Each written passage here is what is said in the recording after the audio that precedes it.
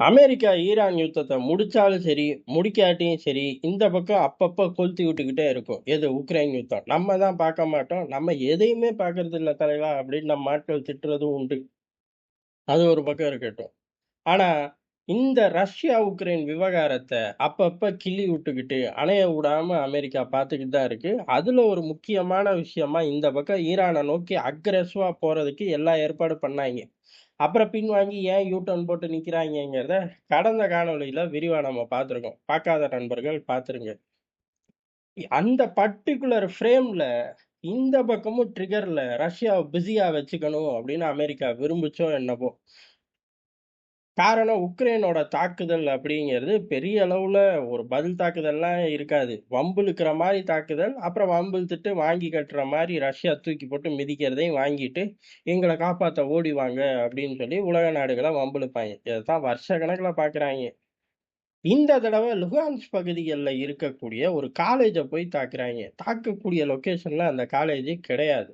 தப்பி தவறி தாக்கிட்டோம் அப்படின்னு சொல்றதுக்கும், பக்கத்துல பெரிய அளவு ஸ்ட்ராட்டஜிக்கா இருக்கக்கூடிய எந்த விவகாரங்களும் கிடையாது. அப்புறம் ஏன்டா தாக்குன அப்படின்னா, அவன் ஏதாச்சும் கோமாளித்தனமா பதில் சொல்லுவான். நம்ம பார்க்க தேவையில்ல.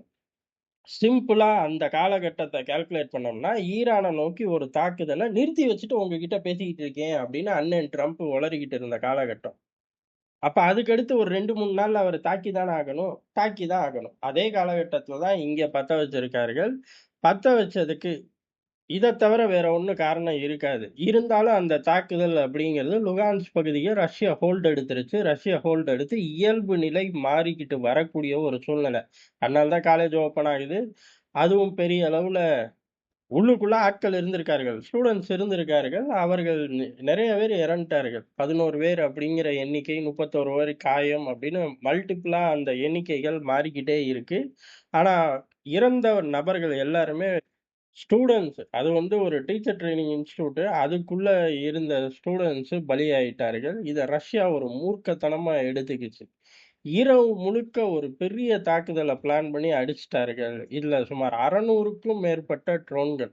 உக்ரைனோட எல்லா பகுதிகளும் யுத்தம் நடக்குது, நடக்கல, அதே மாரி தலைநகர் கிவ்வு எல்லாத்தையும் மார்க் பண்ணி 600 ஆளில்லா விமானங்கள், 90 மிசைல்கள யூஸ் பண்ணியிருக்காரு. 2026 பொறந்ததுக்கு அப்புறம் இவ்வளவு பெரிய தாக்குதல். அதாவது ஒரே லெவல்ல ட்ரோன்களையும் சரி, மிசைல்களையும் சரி, கவுண்ட்ட இன்கிரீஸ் பண்ணி அடிச்சிருக்கார்கள் நம்ம பசங்க. இதுல பெரிய அளவுல உக்ரைனுக்குள்ள சேதாரம். இந்த சேதாரம் அப்படிங்கிறது இந்த எண்ணிக்கை மட்டும் ஒரு பதட்டத்த குடுக்கல.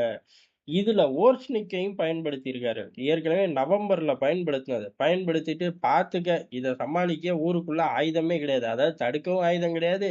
இதே போல ஒரு ஆயுதமும் கிடையாது. அப்ப ரஷ்யாவோட பலத்த பார்த்துக்க. அது ஜெனரேட் பண்ற ஹீட்டையும் குடுக்கக்கூடிய சேதாரத்தை கணக்கு பண்ணி தான் நடந்துக்கணும். இத தூக்கிட்டு வந்து போட்டேன்னா காலி பார்த்துக்க அப்படின்னு சொல்லி பெரிய அளவுல மிரட்டுனார்கள் நவம்பர்ல. அதுக்கு கவுண்டர் பொசிஷன் இல்லாம அமெரிக்காவே எங்ககிட்ட சப்மரைன் இருக்கு அப்டின்னார்கள்.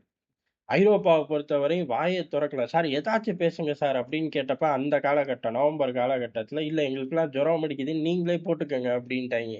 அது கிண்டல் கேலி ஆயிராதா? "பரவால்ல ஆயிட்டு போது. இப்ப என்ன குறைச்சல் ஆக போது" அப்படின்னு சொல்லி அந்த மாரி ஐரோப்பா எக்ஸிட் ரூட்ல ஓடி போயிருச்சு. ஜெலன்ஸ்கிய பொறுத்தவரை அன்னையிலிருந்து ஒரு பயம் வந்துருச்சு அவருக்கு. எங்க நம்ம பதுங்கி இருக்க பங்கர கண்டுபிடிச்சு போட்டாங்கன்னா என்ன பண்றது அப்படின்னு. ஏன்னா அவர் தான் மொத யுத்தம் ஆரம்பிக்கும்போது நான் தங்கியிருந்த இடத்த பாராசூட் துருப்புகள இறக்கி விட்டார்கள். அங்க இருந்து நான் புல்லட் ப்ரூஃப் ஜாக்கெட், மிஷின் கன்ன தூக்கிட்டு ஓடினேன் பாரு தெரிச்சு அப்படின்னு ஒரு கதைய சொன்னாரு.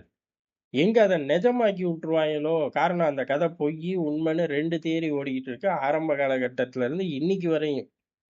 அதே மாரி கண்டுபிடிச்சு ஓர்ஸ்னிக்க போட்டாங்கன்னா, எங்கிட்டு ஹீரோவா மாறி தப்பிச்சேன்னு கதை சொல்றது? அத தடுக்கவும் வழி இல்ல. சேதாரத்த தடுக்கவோ, தப்பிக்கவோ முடியாது அப்படிங்கிறது தெரிஞ்சு போச்சு. அதுலருந்து தலைவன் இந்த மாரி ஆக்ரோஷமா வம்பிழுக்கறதுலருந்து சைலன்ட்டா பின்வாங்க ஆரம்பிச்சாரு. இப்ப இந்த காலேஜ் விவகாரத்துக்கு அப்புறம் ரஷ்யா அத தூக்கிட்டு வந்து போட்டுருச்சு. இன்னமும் சரியா ஓர்ஸ்னிக்ல எத்தனை ஏவுகணைகள் யூஸ் பண்ணார்கள்? எந்த பகுதிய தாக்குச்சு? அப்படின்னு ரஷ்யாவும் சொல்லல, உக்ரைனும் சொல்ல மாட்டேங்குது. அந்த அளவுக்கு உக்ரைன் பயந்து கிடக்கு. எல்லா பேர்லயும் சேர்ந்து பயந்து தேடுங்கடா அப்படின்னு சொல்லி ரஷ்யா கெத்த காட்டிக்கிட்டு இருக்கு. ஏன்னா அவர்கள் அறிவிக்கல. இந்த பகுதிய தாக்கணும், இந்த அவுட்புட் பாரு அப்படிலாம் அறிவிக்கல. ஏன்னா கிளச்சு போட்டிருக்கேன். நீ போய் தேடி பார்றா ராஜா அப்படின்னு சொல்லி அனுப்பிச்சு விட்டுருக்கார்கள். ஏன் அப்படின்னா, இந்த இடத்துல தான் அமெரிக்கா ஈரான் பக்கம் போகும்போது, நம்மள இங்கிட்டு பிஸியா வச்சுக்கலாம்னு நெனச்சா, 1 மணி நேரம் கூட என்னைய பிஸியா வச்சிருக்க முடியாது. இம்மீடியட்டா இங்க ஜோலிய முடிச்சுட்டு, அங்க தேவையான சப்ளைய இறக்கிக்கிட்டே இருப்பேன் பார் அப்படின்னு ட்ரம்புக்கும் புட்டின் ஒரு சிக்னல் குடுத்திருக்காரு. இவருக்கு சிக்னல் ரிசீவ் ஆகுற அதே காலகட்டத்தில ஐஆர்ஜிசி இல்ல, இல்ல நாங்க பேச்சுவார்த்தைலாம் இது பேச்சுவார்த்தையே கிடையாதுன்னு கிழிச்சு போட்டு அவர்களும் ஒரு சிக்னல் தரார்கள். 2 சிக்னலை வாங்கி வச்சுட்டு, நம்மாள் யாரு ட்ரம்ப் ஆராய்ச்சிலாம் பண்ண போறதில்ல. அவருக்கு தோணுனத செய்ய போறாரு. அநேகமா மண்டே மார்க்கெட்ல சம்பாரிக்கணும்னு நெனைக்கிறாரா? அத ஏத்தியா, இறக்கியா அப்படிங்கிறதும் அவர் கையில தான் இருக்கு. இல்ல, இல்ல ஜவ்வு மாரி இழுத்துக்கிட்டு இருக்கு. இது என்ன வச்சு செஞ்சுருவோம் அப்படின்னு இறங்குறாராங்கிறதையும் ஈரான் விவகாரம் வரும்போது விரிவா பார்ப்போம். ரஷ்ய விவகாரத்துல அவர் போட்ட பிளான் பைடன் போட்டாலும் சரி, ட்ரம்ப் போட்டாலும் சரி, மிகப்பெரிய ஃப்ளாப்பு அப்படிங்கிறது இந்த சம்பவமும் எடுத்து கூறுது.